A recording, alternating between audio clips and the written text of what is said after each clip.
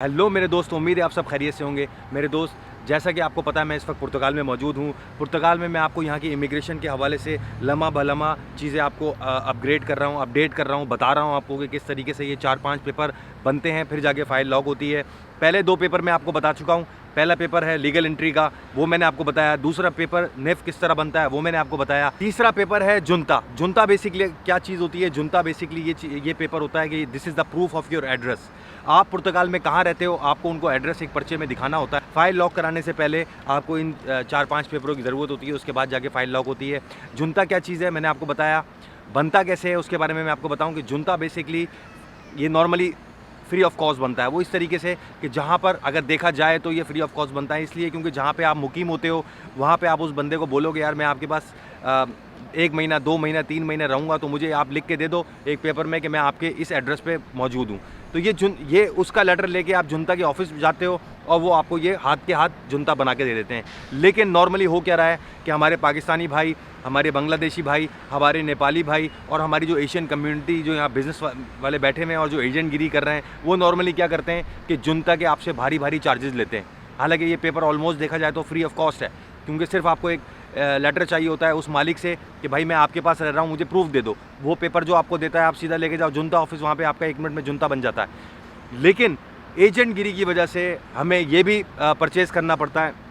इसकी फ़ीस कोई 50 ले रहा है, कोई 20 ले रहा है, कोई 25 ले रहा है, कोई 60 ले रहा है। जिस तरीके से मुर्गा फंसता है उस तरीके से बार्गेनिंग हो जाती है। जुनता बनने के बाद आप जाते हो फ़ाइल लॉक की तरफ। फ़ाइल लॉक करने से पहले आपको ज़रूरत होती है कॉन्ट्रैक्ट की। और अब मैं आपको ये बात बता चुका हूँ, बार बार बताता हूँ कि डरें आप अपने एशियन लोगों से। जब आप यहाँ पुर्तगाल आते हो, आप देखते हो पाकिस्तानी, इंडियन, नेपाली, बांग्लादेशी, तो आप यकीन करो वहीं सहम जाओ, वहीं डर जाओ कि अल्लाह खैर करे अब आपके साथ क्या होने वाला है।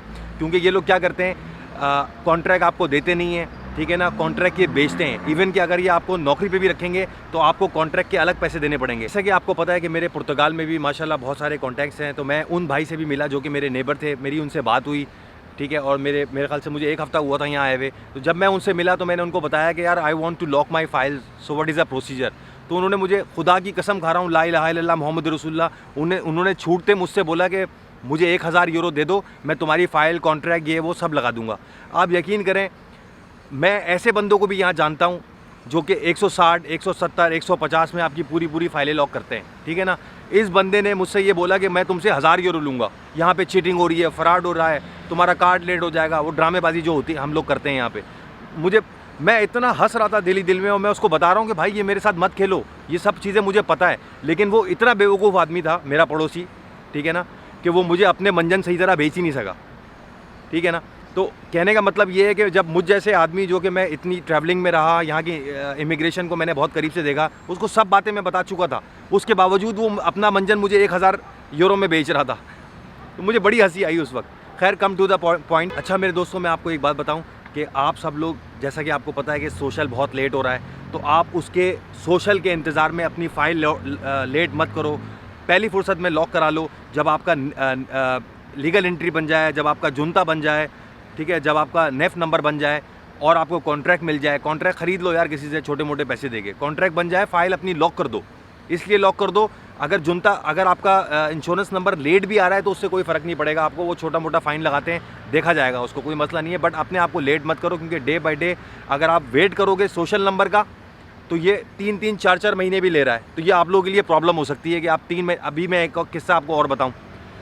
किस्सा मेरा ये है कि मेरा एक बहुत प्यारा भाई, वो भी पाकिस्तान से है, कराची से है।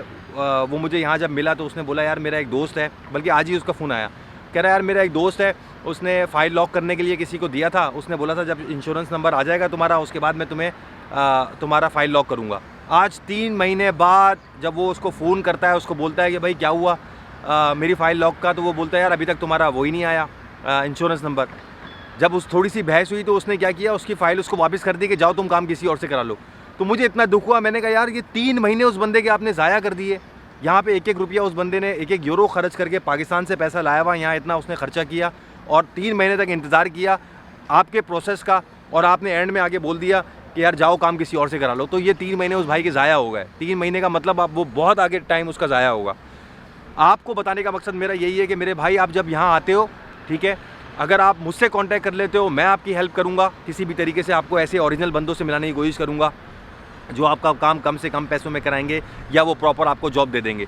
जॉब कोशिश करना एशियन के पास मत ढूंढना, क्योंकि एशियन जो है वो 300-300 400 यूरो में आपका खून चूसते हैं। एक बात मैं आपको और बताऊं मेरे प्यारे भाई कि मैं यहाँ बहुत सारे वकीलों से भी मिला, कई लोगों से मिला, और कुछ ऐसे लोगों से भी वकीलों से मिला जो कि ऑलरेडी सैफ में काम करते थे। उन्होंने मुझसे यही बात बोली कि भाईजान कोई ऐसी घबराने की बात नहीं है।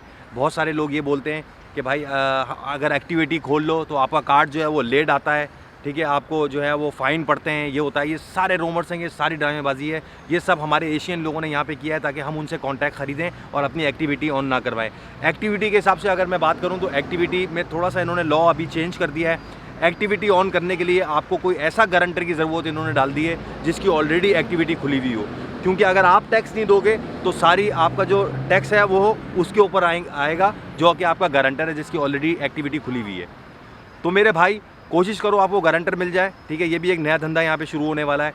कोशिश करो गारंटर मिल जाए। गारंटर आपको मिल जाता है तो उसके बाद आप अपनी एक्टिविटी ऑन कराओ। किसी के पास कोई ज़रूरत नहीं है आपको कॉन्ट्रैक्ट ख़रीद के उसे पैसे दे के अपना टैक्स भरने की। खुद काम करो छोटा मोटा और ख़ुद टैक्स दे। एक बार फिर आपको क्लियर कर दूँ मैं, एक्टिविटी से अगर आप अपने नेफ्ट पे एक्टिविटी ऑन कराते हो तो इससे कोई ताल्लुक़ नहीं है आपके कार्ड का लेट होने का। ये सब रूमर्स हैं, ड्रामेबाजी हैं कि यार आप एक्टिविटी खुला लोगे तो आपका कार्ड लेट हो जाएगा। कोई ऐसा चक्कर नहीं है। मैं वकीलों से खुद जाके मुतमईन होकर वापस आया हूँ और मैं आपको उनके कार्ड भी शेयर कर सकता हूँ। बड़े बड़े वकील हैं वो, मैंने काफ़ी पैसे भी दिए हैं उनको।